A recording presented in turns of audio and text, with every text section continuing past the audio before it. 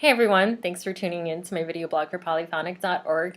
Tonight I'm recording from the library workroom, just for a change of scenery, and you might be able to hear some people practicing and getting ready for their auditions taking place this week around the School of Music. Our first rehearsals are next week, which means the library has a very short amount of time to get out a lot of music. We're just in the middle of processing tons and tons of pieces in preparation. I feel like the spring semester usually comes with a dose of anxiety that's absent from the fall semester, and it probably has almost everything to do with impending graduations.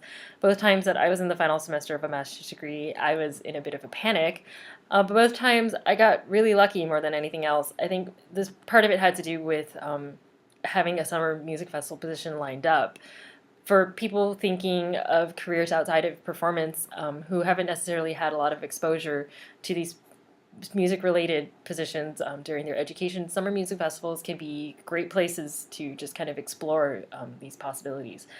So specifically for ensemble libraries, well, how do you get into them? How do you get into these positions? There's a lot of ways, actually. There isn't one tried and true path to ensemble librarianship, but I think part of the fun in this field is trading stories with each other about how each of us got started. Almost all librarians have a musical background, usually in performance, but some librarians have backgrounds in musicology or music history. Librarians must be able to read music, for sure.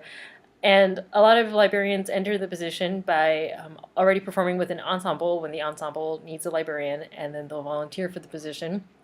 Sometimes people start through internships through their schools or even in independent studies through their schools. A lot of summer music festivals, such as Interlaken or Eastern Music Festival or Brevard, offer positions where students thinking about these careers can try them out.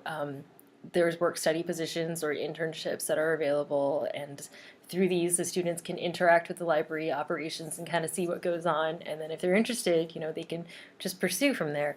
There's also summer library positions at Aspen, Tanglewood, or National Repertory Orchestra, but those tend to be for people who already have a little more library experience.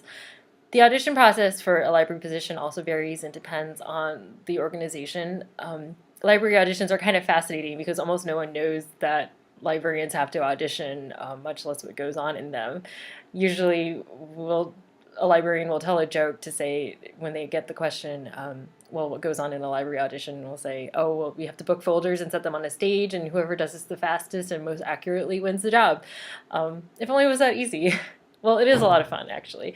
Sometimes the audition is just a cover letter, a resume, and an interview process with up to 2 or 3 interviews, depending. Other applications are done in a couple of different stages, the first being the cover letter, resume, and maybe a phone interview, and then we'll be invited to an on-location audition, which involves an exam and another couple of rounds of interviews. Those are always kind of depend on the organization as well. I once did an audition where I had to do 6 different interviews, one-on-one interviews with 6 different people, and it was really exhausting. It was unexpected, but I mean, it was really good experience to know that these things will happen too. The exam is probably the most interesting part of the audition because everything from their level of difficulty to their length can vary based on the organization. I recently did an audition where I actually had fun taking the exam. I wasn't quite sure if that was okay, but honestly, it was fun. We never know what's going to be on the exam.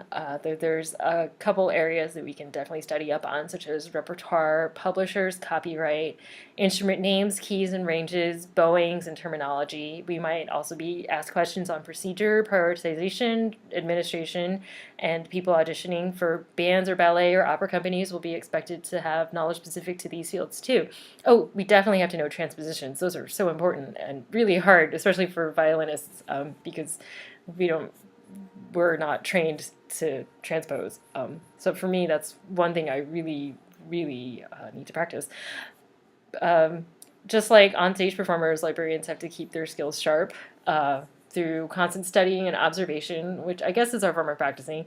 Personally, I study by looking at terms on flashcards or writing out transpositions of just excerpts that I find and then checking them. Or I'll take practice exams that have either been passed along to me or that I make up for myself. And so, because of all this specialized knowledge, musical knowledge that librarians have to know in order to succeed in auditions, it's just like a performer on stage would. And librarians are and should always be considered musicians. Okay, sorry, that was a really long blog. Thanks for staying with me through all of it. If anyone hasn't noticed yet, I get a little carried away talking about librarianship because at the end of the day, I just think it's so much fun. If you have any questions, you can hit me up in the comments section, or you can also check out our association, the Major Orchestra Librarians Association. The link is right there, and it has a lot of information in its resources section related to, well, ensemble librarianship. Hopefully, that was a fine insight, just a little bit of insight into what we do, what it takes to do these things. I mean, there's not really any one textbook. There's a couple good books out there that can give an idea of what goes on, but really it's something that has to be experienced more than anything else. So anyway, thanks for sticking around with me, and hope to see you next time.